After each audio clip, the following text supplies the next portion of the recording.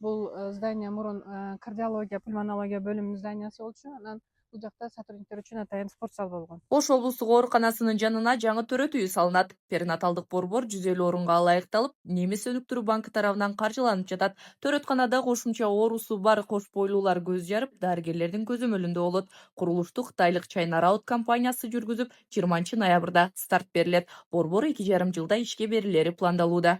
Перинаталдык борбор эмне себептен бул жакка түшүп атат?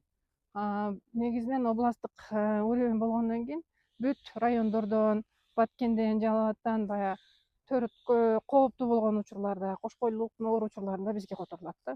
Анан башкача айтканда, кошумча оорусу бар кош бойлуулар. Бул жерде бүт башка узкий специалисттер бар.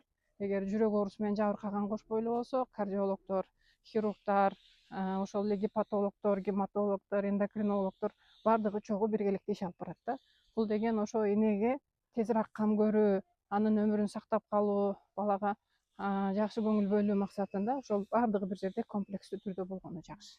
Облустук стационарга төрөткө келгендердин 80-85%ын башка оорулардын айынан төрөгөн кош бойлуулар түзсө, 10-15%ы физиологиялык жөнөкөй төрөттөр. 2024-жылы төрөт учурунда жана төрөттөн кийин 38 эне каза болгон. Энелердин 25%ы экстрагенталдык оорулардан, 22%ы сепсис жана 19%ы кан кетүүдөн көз жумган. Мындан сырткары 16%ы өпкөнүн тромбоэмболиясынан, 14%га жакыны гипертониялык бузуулардан каза болгон.